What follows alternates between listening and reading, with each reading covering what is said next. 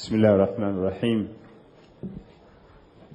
الحمد لله ثم الصلاة والسلام على أشرف الأنبياء والمرسلين، أفضل صلوات الله وسلامه وبركاته عليه. أصبحنا وأصبح الملك لله ولا حول ولا قوة إلا بالله. اللهم إنا نسألك خير ما في هذه النهار ونعوذ بك من شرها، ونسألك خير ما بعدها ونعوذ بك من شر ما بعدها. أما بعد، السلام عليكم ورحمة الله وبركاته.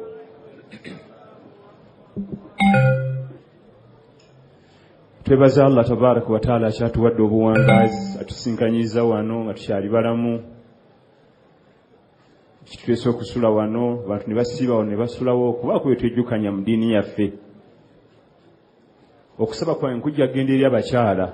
Allah mpadde omukisa gye mpitiddeko, ne bali mu birala nnyo, ate abaami ndaba bali mu program. Olaba bukuukulukuukulu, abanyumya, abalya, abanywa caayi, abalala giribavu bazikasusedde eri. Ekiri eyo mu bakyala bali mu nsi ndala nnyo. Okusooka ndowoozezza nti oba tebawulira, naye ng'ate ndaba emizindalo giweerezaawo bulungi. Bannyabo bamaama tubasaba eno programu yakubaako etwiga mu ddiini yaffe. Sirika, huliriza, yiga okusinga okunyumya ne munno. Eyo munno ojja mumusanga n'enkya ne wiiki ejja n'omwezi ogujja. Munyumye. Naye bukiriiki bali mu bugurupu. Okunywa kacaayi tekigaana osobola okunywa nga bw'owulira era. Naye ate okunyumya, ate anyumya, ate bw'anywa. Waliwo nno oluusi akuliraanya oyo ye atayagala kusoma, naye ate omutaataaganya kubanga onyumya. Awulidde ebigambo ng'ebyo bikulu. Omuntu okuwayo obudde bwe n'ajja wano n'abeera wano mu mpewo, ate gwe n'ojja n'omuliraana n'omulemesa programu egenda mu maaso, tekirabika bulungi. Twebaza Allah atuleese wano. Olubeerera nzijukiza mu madarasa nga gano nti abaatusookawo abalongoofu baatusinza ebintu bibiri. Baatusinza biruwa? Baatusinga okuwandiika n'okukwata.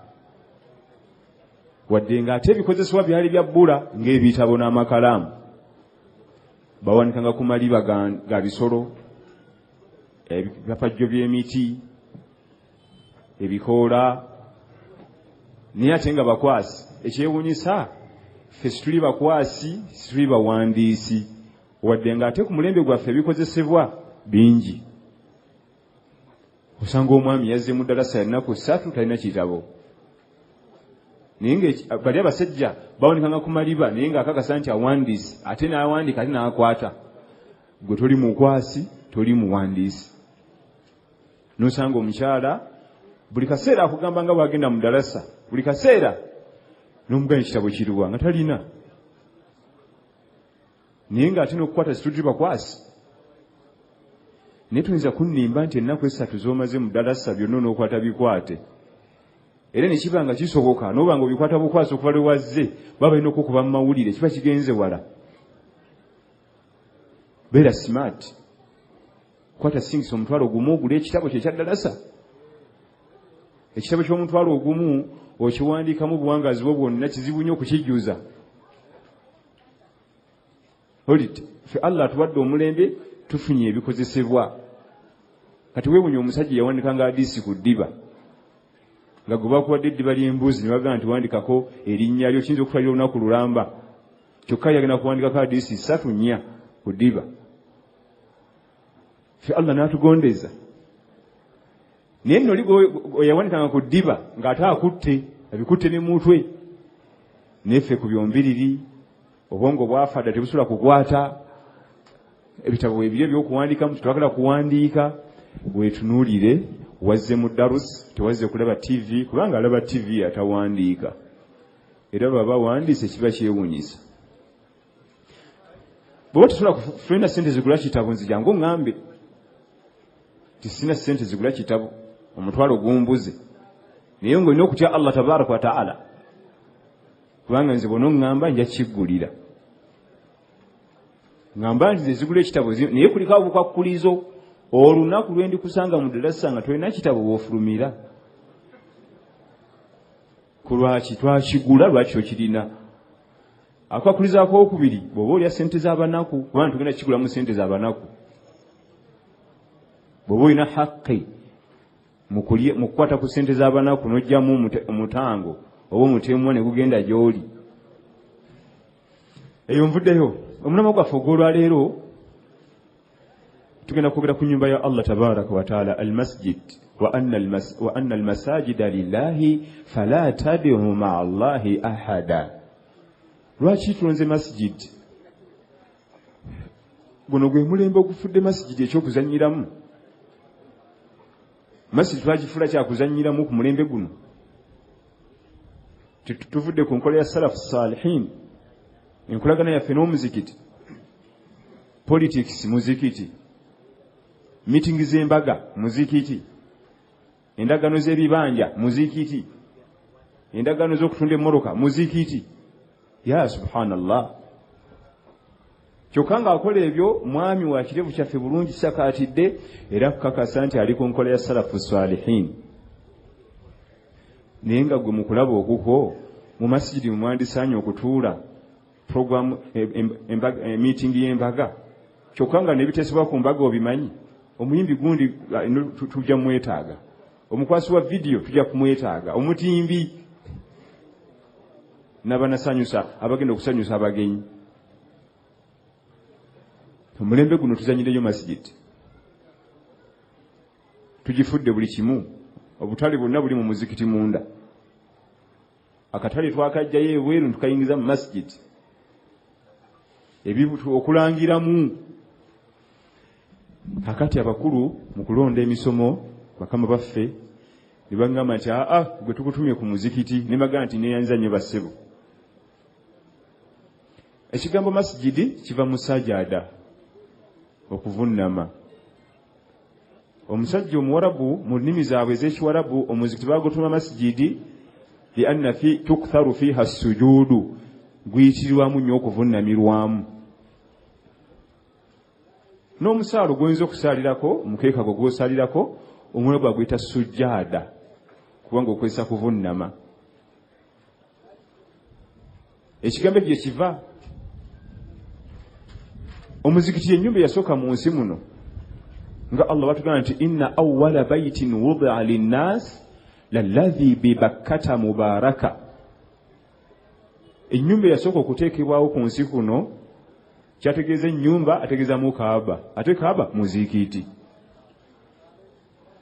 Ennyumba eyasooka okuteekebwa mu nsi muno yali Kaaba, ate Kaaba muzikiti, ng'eteekebwawo eri abantu kukoleramu ki? Ibaada. Kukoleramu ki? Kugisinzizaamu, kusinzizaawo weeriraanye. Inna awwala baytin wudi'a linnaas lalladhi bibakkata. Albakka yani Makka.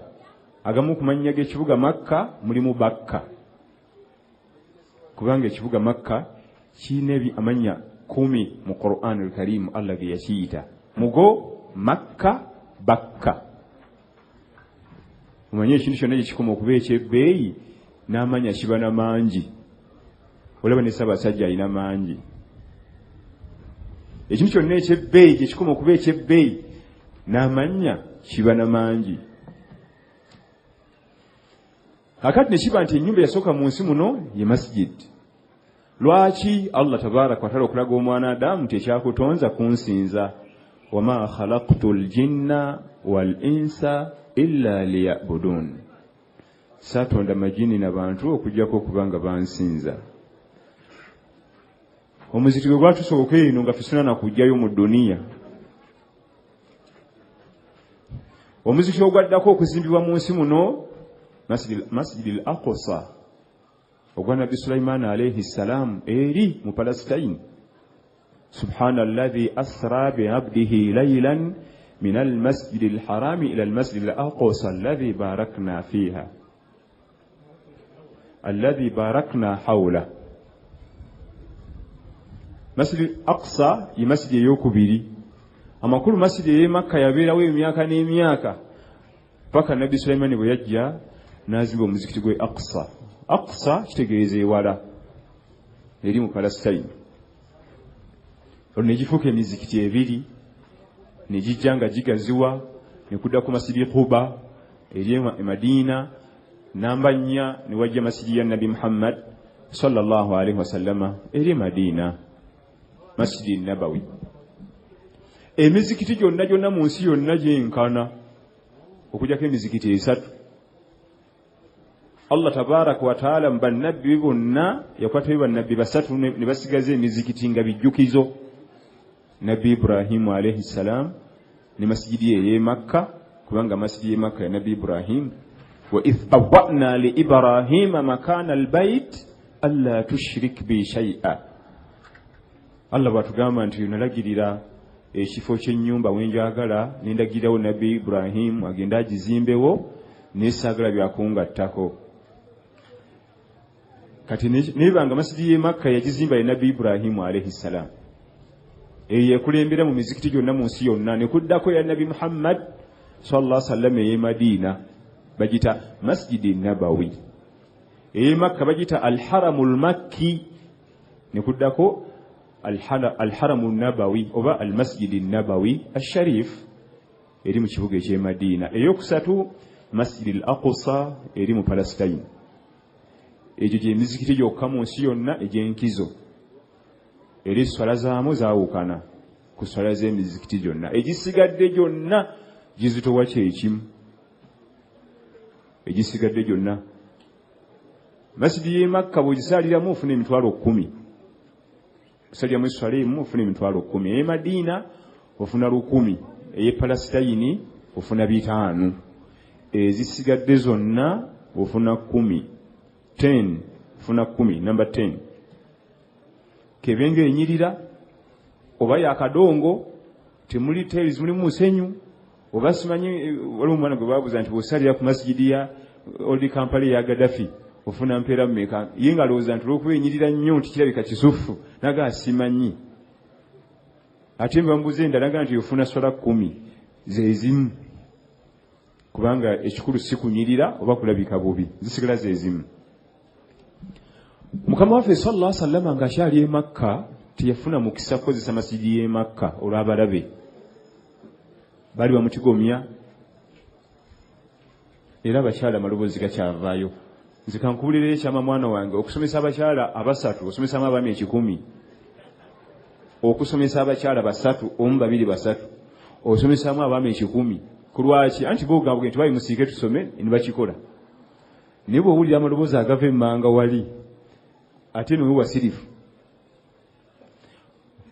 okumanya bubazibu nnyo. 3 bayinza okugoya n'ojulira abaami 10 3 bwe bati. Mukama waffe teyasobola kukozesa masjidi ye Makka olw'abalabe be yalina. Naye bw'amala okutuuka e Madiina n'azimba masjidi ye ey'ekitiibwa. Ate mu kuzimba masjidi ey'ekitiibwa lwe by'okuyiga. Obadde okimanyi nti Mukama waffe sallallahu alaihi wasallam ettaka okutudde masjidi ye yaligula ku sente ze? Yaligula ku baana bamulekwa 2 ba Banu Najjar abava mu kabira ya Banu Najjar. Teyakkiriza kusonda. Songa yandibadde ayimuka naga nti Abubakari, Umar, ani ba Usmani gwe naggagga mulete sente tugule wano tuzimbe masjid. Yagula kuzize sallallahu alaihi wasallam. Yazijjawa yali yasuubula kedda nga sevinga. Fena tukimanyi nti Mukama waffe sallallahu alaihi wasallam nga tannakwasibwa bwami buno obwa nabbi yasuka mu kusuubula. N'asevingawo obusente bwe. Yagula ku sente ze era bw'ogenda nge Madiina n'otune watudde masjidi ye okumanya yagula wanene nakati tebamalangayo ate bakyagaziya naye tewaggwangayo ettaka lye teriggwangayo. Era mu Saudi Land Board ekyo ekyapa kisomamanya ga Nabi Muhammad sallallahu alaihi wasallam kike yagulawo ku sente ze si byakusondera. Yali atuyigiriza nti ebyokusondera ebibamu enkaayana oluusi. Naye ngoloza nti Uthman yali ayinza okukaayanya Nabi Muhammad sallallahu alaihi wasallam ku ttaka. Yagula ekibangirize kinene nnyo, yagula kyalo n'azimba ku masjidi ye n'amaka ge agabakyala be. N'amala n'agula ne limbo, era ne limbo weeri wali. wanaziika nga basajja be bantu ab'ebbeeyi nakati bikyaliwo kyakuyiga ki ekiri awo si ate okala okugatta si kibi naye kyandisinza obulungi gwe bw'oba osobodde okugulawo omugula wekka gw'olina enniya ndala oluusi n'oli alina ndala oluusi gwe ne munno mujja kuba mulina enniya ennungi ate abaana kubanga mwenkya muvaawo abaana batuuke bagende nti nze njagala bampemu ssente ngende nzeeriremu nvule emmotoka ey'ebbeeyi awo yagulawo ku ssente ze kyokka nga nabbi Muhammad sallallahu alaihi wasallam nga bwe tumumanyi ne basajja be yali awangaliramu osuubira nti yandibaganye nti muleete ssente tugule wano ne bagaana omu yekka yandibadde azireeta nozireeta omu bw'ati naye yagulawo bw'omu bagenda bagaziya masijidi ye ne gye buli eno tebatuukanga ttaka gye likoma afdalu salawaati llahi wa salaamihi wa barakaatihi alayhi ku mulembe gwa nabbi Muhammad sallallahu alaihi wasallama bino byakoleranga mu muzikiti fe twabijjamu bamala okuzima masijidi ye Madina afdalu salawaati llahi wa salaamihi wa barakaatihi alayhi zino ze programu ze yagikolerangamu nga sina kutuuka ku programu ze yakoleranga masjid mu bimu ku byewuunyisa mu kuzimba masjidi yalabikako ng'aweereza bamusanga yeetisse bulooka yeetisse hadikowa mutwala musembeze ku sayiti nonga nti mukama waffe lwaki tofunye wootuula fe tujja kusomba amabulooka n'agayinjayinja n'abagaa nti nange njagala okuweereza ku busiraamu naye ng'olowooza yali tabuweerezanga yali tabuweereza mu kutuuka awo ansi eriemu yali yabuweereza dda n'asukka nawo naye ffe tulabiseeko ddi nga tubuweereza nange njagala okuweereza ku busiraamu mundeke neetika ebiyinjayinja bino mbisembeze ku sayiti bafundi basobole okuzimba oyo afdalu salawaati llahi wa salaamihi wa barakaatihi alayhi gwe tujjako eddiini ekisookera ddala kiyassa mu masijidi ye programu enkulu ey'essala programu ey'okubiri gye yayinanga mu masijidi faslu lkhusumaati faslu al khusumaati okutabaganya abasowaganye ezo programu nabbi yagikoleranga mu masijidi afdalu salawaati llahi wa salaamihi wa barakaatihi alayhi okutabaganya abasowaganye bafumbo omwami n'omukyala bafunye obutakkaanya oba bamukwano namwe esimu yange agikanike yagibuza ate kati ambuzaabuza namuwola sente zange tayala kuzizza fasulul khusumat okutabaganya abasowaganye yatabaganyanga batabaganye so si kubaawula ako kakwegendereza nnyo ate ako kagenderiba walimu nga Allah tugamba nti innamal mu'minuuna ikhwa fa aslihu bayna akhawaykum abakkiriza mazima ddala baluganda bwe bafunye obutakkaanya tabaganya wakati waabwe so si kuleeta ate bulabe nkangwe ekyokulabirako oli oyinza okujja n'ogamba omuwalimu okukyalo nti Kamaadi namuwole emitalo gye 10 netagizza katugenda mu mwaka mulamba mbuzaabuza kati olusi Kamaadi oyo nga bamuloopa dda naye Kamaadi oyo yakula atya waliwo ne gundi yamubbeeko essimu waliwo ne gundi yamulyazaamanya laputopu waliwo ne gundi manya nti ekyogamba ono tekigenda kuleeta wakati we enkolagana nnungi oyongeramu mutamisa tomugamba ebyo sirika ebyo bigambe oli Kamaadi yennyini ono ekimuleese ewuwo kuba tabaganya ddingane ne muganda we lwaki omubulira emizeegi emirala oyo alina emisango mingi nnyo gw'olaba oyo bamundoopera dda wano akimye islah ogenda kuleeta adaawa azimulongosa mutabaganye ne munne gw'okuli yeetinzeewo bulabe enemiti afuka aduuyiwe kubanga bwemugamba ebyo nti oyawa misango mingi nnyo ne kabadde akyamulekeddewo akatonotono aga nti sajja mu byono naye nabbi sallallahu alaihi wasallam yagikozesanga fasulul khusumaati ekyokusatu taalimu durus tekangamu emisomo ekyokuna darun yaskunu fiha adadu min alfuqara almuhajirin wallajiin daran yaskunu fiha adadun min alfuqara'i walmuhajirin allaji'in. Nabbi sallallahu alaihi wasallam yakozesanga masjidi ng'ekisulo ekyasulanga abasenguse naye ng'oluusi embeera si nnungi talina wakwebaka ne bebaka omwo. N'ababundabunda ng'ewaabwe babagobyeyo olw'eddiini batudde shahada bamugobye ewaabwe bajja ne basula masjidi. Era masjidi ya Nabbi sallallahu alaihi wasallam yasulangamu abantu abasoba mu 8 nga ba Abi Huraira radhiyallahu anhu, Ukasha bin Muhsin radhiyallahu anhum n'abalala bangi. Naye ate ekyewunyiza olw'okuba nti omukisa gwalingawo gw'okusula mu masjidi eyo abatalina wakusula, waliwo abavubuka abalala bajjanga ne basula mu masjidi lwayirimu naye nga balina okusula, ne bajja ne basula mu masjidi ya Nabbi lwayirimu balime kumisinga misomo, nga Abdullah ibn Umar omuvubuka ono radhiyallahu anhu eyali mutabani wa mukulu Umar ibn al-Khattab radhiyallahu anhu yalina okusula ewa kitawe muzeeyi Umar, naye ngaddukayo najja n'asula masjidi wabewo alime kumisinga ddala sezimu. Era kyova olaba yeyeka avuganya Abi Hurayra, kubanga ate ya Abi Hurayra yasulanga masjidi radhiyallahu anhu, teyavaamu mpaka ng'omukulu amaze kufa sallallahu alaihi wasallam. Ni Abdullah ibn Umar ibn al-Khattab radhiyallahu anhuma naye omu kubajjanga ne basula masjidi, si wakuba talina wakusula oba munaku oba abundabunda, ilmu kusoma irimu. Nga bw'omanyi okubanga osuze walako oluusi oyinza okukeerewamu, oluusi ne baba bikuyitako, kubanga omubaka sallallahu alaihi wasallam buli ke yakolanga nga kalina omujjibwako. Yinza okuba yayingidde masjidi awo n'abako ekigambo kyayogera nga hadith nga teggwe tewabaddewo. Kakati ebyo ebiseera Nabbi yakozesanga masjidi nga ekisulo okyayambangako ku bantu abamu abatayinanga mbeera nnungi wakusula wakuwangalira, ne bajja ne bakozesa omuzikiti.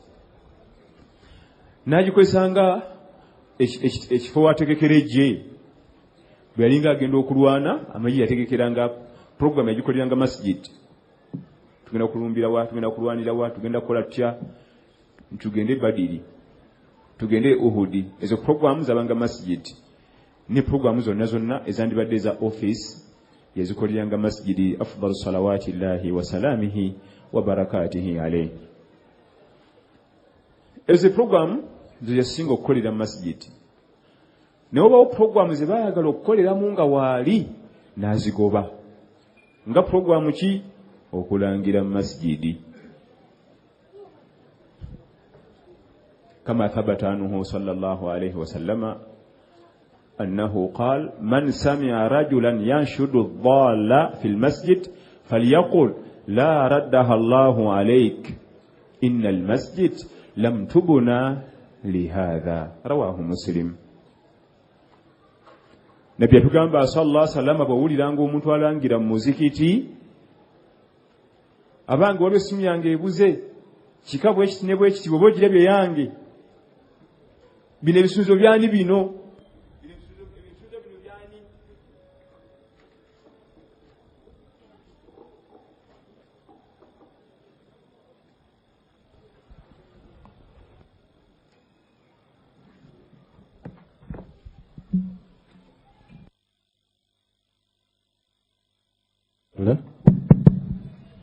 Naam. Ati nze gintawanya nnyo emizindalo gyeziranje.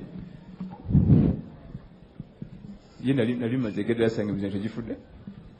Sikirabangako. Awal marra fi tarikh.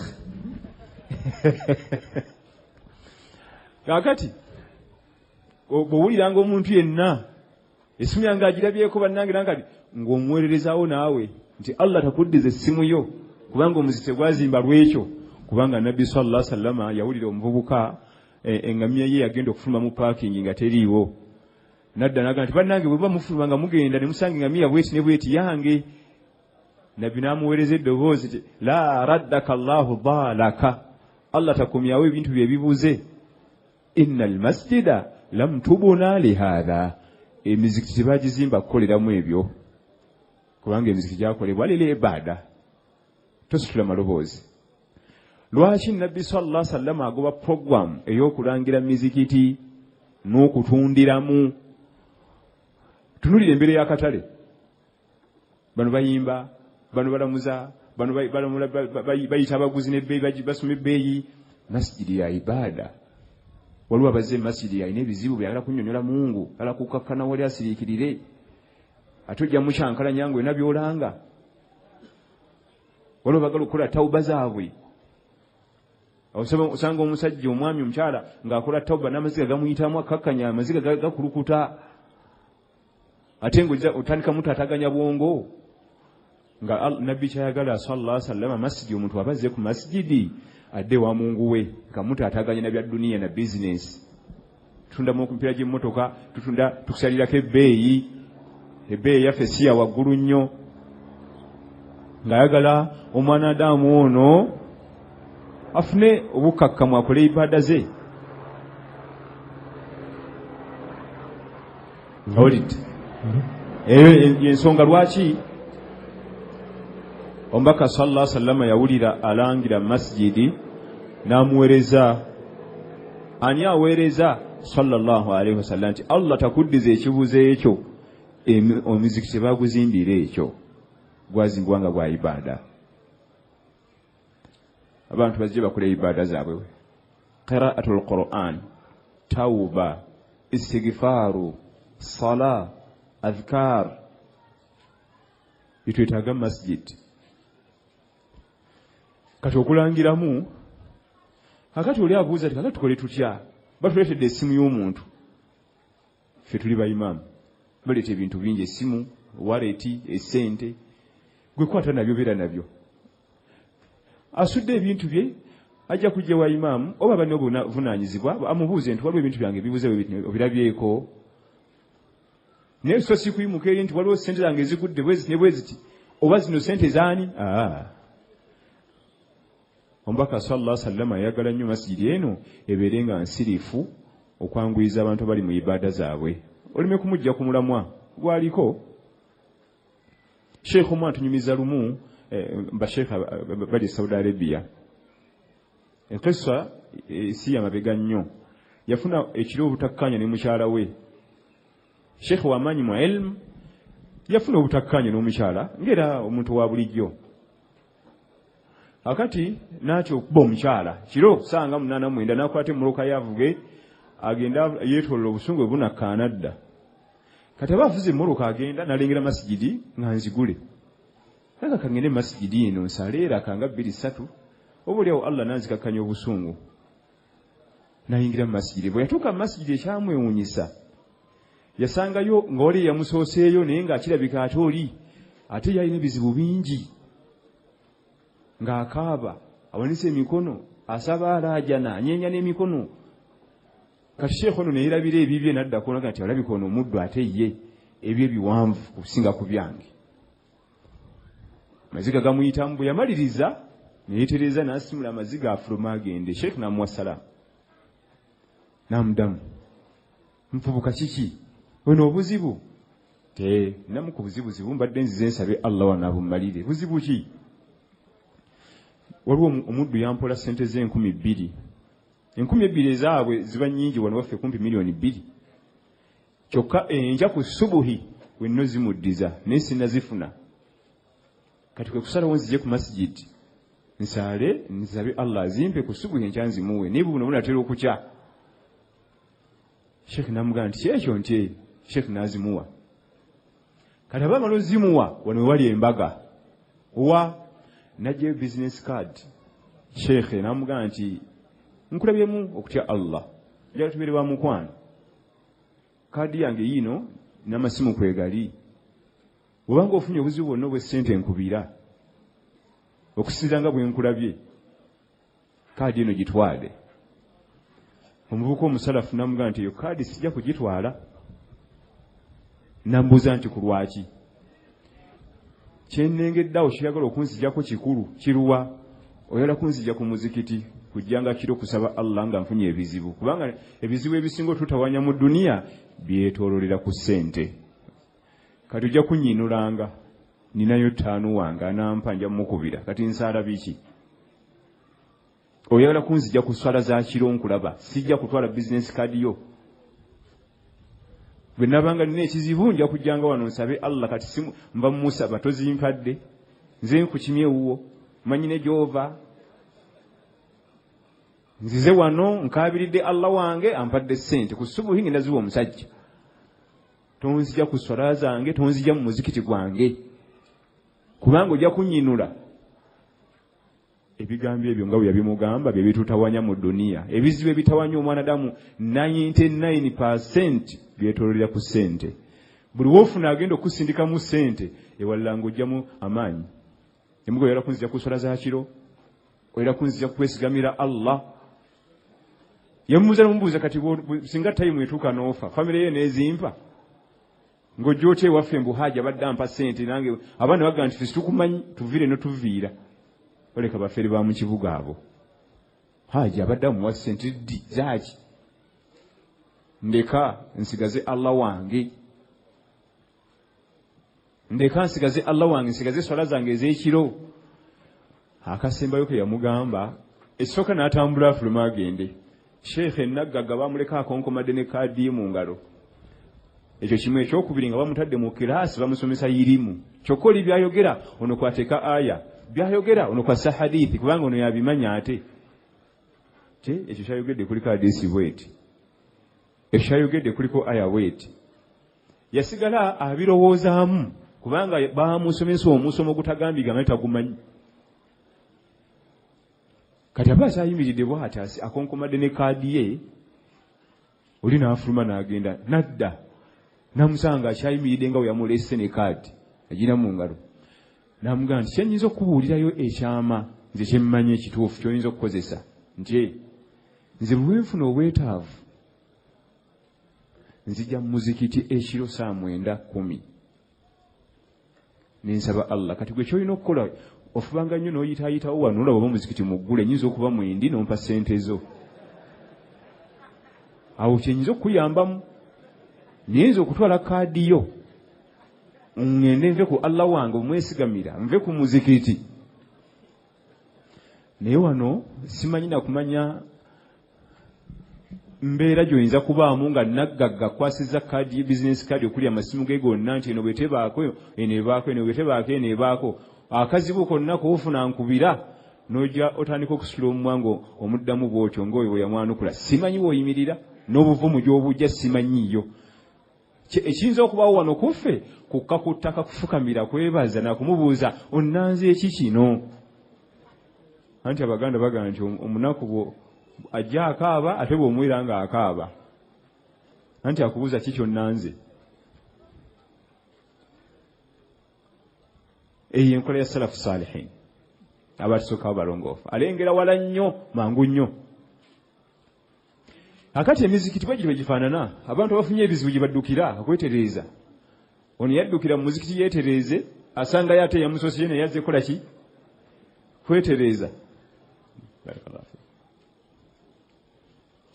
barakallahu fiik awulidde emirimu gy'amasigidi kuddukirayo kwetereeza ono agenda okujjayo okwetereeza yafunye obuzibu n'omukyala yasangayo alina amabanja naye azze kwetereeza era yagenda okumaliriza bonna baavamu beetereezezza ono yagenda okudda ewaka nga takyasobola kuyomba na mukyala wabula yadde ewaka nga alina kuwandiika byava kusoma amanyi abo basajja bayivu bo beegendereza nnyo yaddayo eka nga alina kuwandiika omuvubuka oli yava omusomesa ku muzikiti nga n'omuvubuka zzeeyo eka nga ssente ez'amabanja ge bamubanja zonna zirina mu nsawo saba Allah tabaraka wa taala twangwiza obulamu kakati mu hadithi gyengenda okusembyayo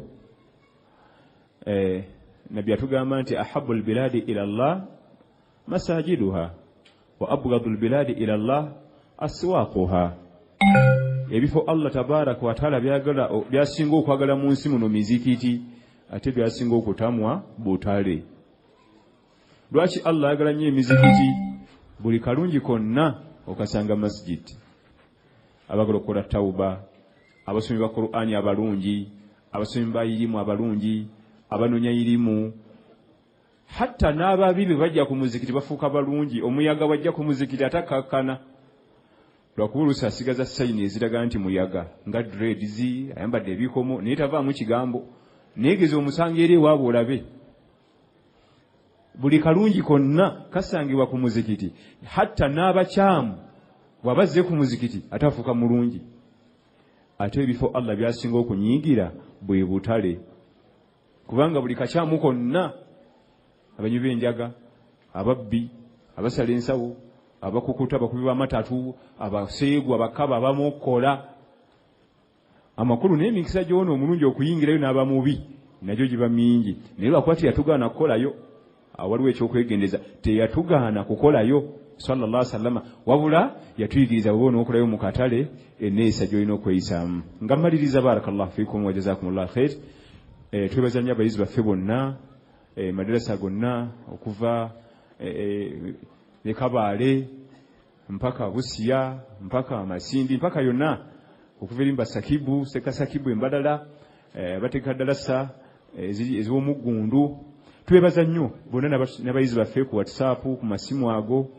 naye ng'ekikulu kyensembyayo ekyobulabe kye tulina ekikulu si kuba na misomo mingi osanga omukyala n'agamba nti oyo seeka emisomo gyonnina mingi giringa 200 ku simu naye nga taliiko buufu bulaga nti awuliriza emisomo ekikulu si kuba na misomo mingi ku simu ekikulu kussa mu nkola by'osomye walau annahum fa'alu ma yu'adhuna bihi lakana khayran lahum wa ashadda tathbita baba kubanga bakolera ku ebyo bye babasomesa kyekyandibadde ekirungi gye bali n'okuba nti banywerera mu ddiini okugamba seeka nti olina emisomo gye 8 ku simu yo naye nga toliiko buwufu